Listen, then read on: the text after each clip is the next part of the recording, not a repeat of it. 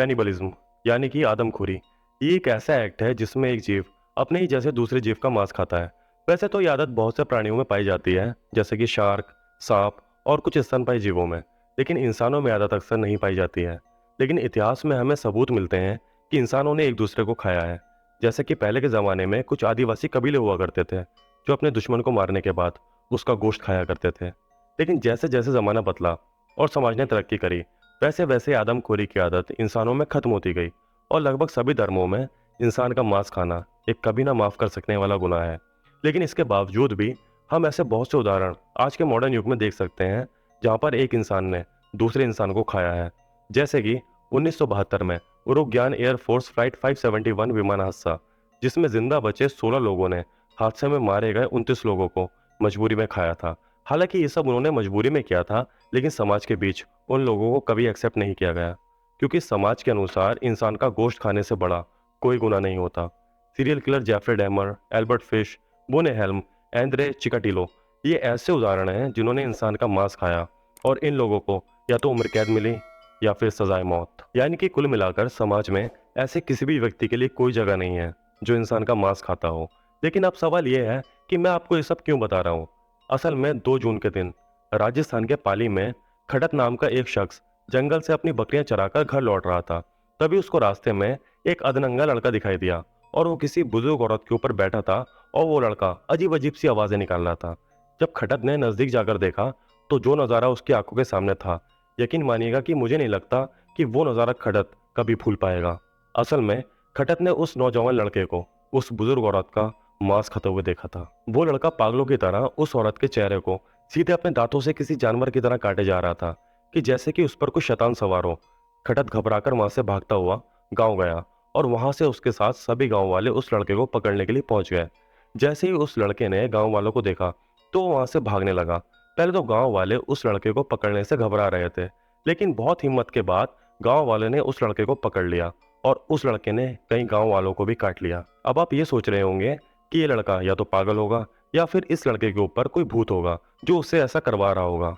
आप यकीन मानिएगा, उस लड़के के साथ ऐसा कुछ भी नहीं था, बल्कि उसके साथ जो दिक्कत थी उसको जानकर आप भी हैरान रह जाएंगे। जब पुलिस ने उस लड़के को हिरासत में लिया और अपनी इन्वेस्टिगेशन शुरू की तो उसमें पता चला कि जिस बुजुर्ग औरत को उस लड़के ने खाया था उनका नाम शांति देवी था।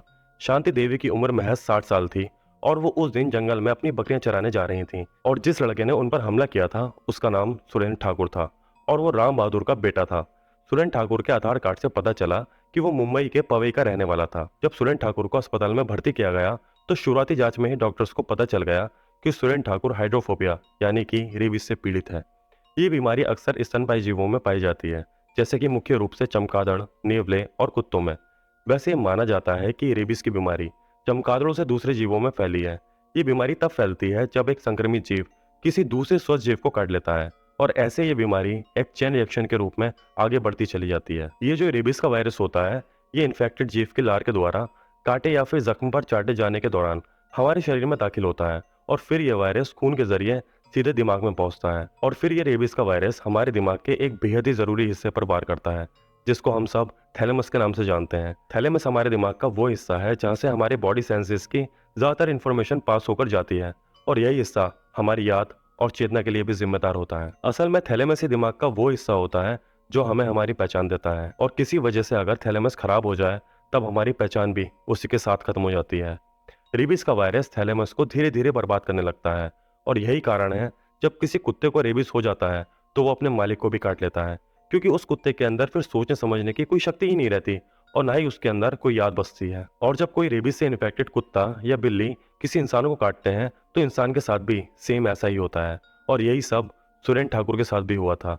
सुरेंद्र ठाकुर भी रेबीज से पीड़ित था और वो अपनी सब सूझबूझ और समझ खो बैठा था, इसलिए उसने शांति देवी पर हमला कर दिया और उनका मांस खाने लगा। डॉक्टर्स के लिए भी ये केस एक बड़ा ही हैरानी का विषय था, क्योंकि आज तक एक भी ऐसा केस सामने नहीं आया जिसमें किसी रेबीज से पीड़ित व्यक्ति ने किसी दूसरे व्यक्ति की जान ली हो या फिर उसको मारकर खाया हो। यह हमारे देश का पहला ऐसा मामला है जिसमें यह सब हुआ है। आगे की इन्वेस्टिगेशन में पता चला कि जब सुरेंद्र शांति देवी का मांस खा रहा था उस वक्त शांति देवी जिंदा थी और यही इस केस का सबसे भयानक और दर्दनाक पहलू भी है। हालांकि अस्पताल में इलाज के दौरान सुरेंद्र ठाकुर की भी मौत हो गई, क्योंकि सुरेंद्र ठाकुर हाइड्रोफोबिया की लास्ट स्टेज पर था और उसका मरना निश्चित था।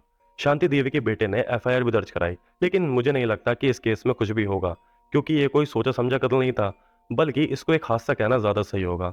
मुझे काफी दुख है कि शांति देवी को अपनी जान गंवानी पड़ी, और वो भी इतनी कष्टदायक मौत।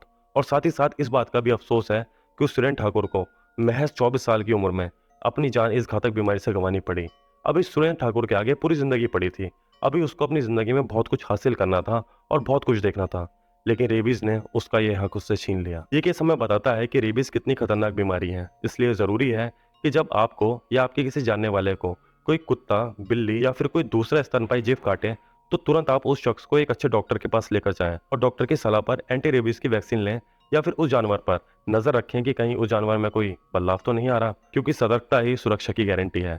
इसी के साथ आज का ये केस यहीं पर खत्म होता है। अब आपसे मुलाकात होती है किसी नए केस के साथ। तब तक के लिए बी हैप्पी, बी विजिलेंट।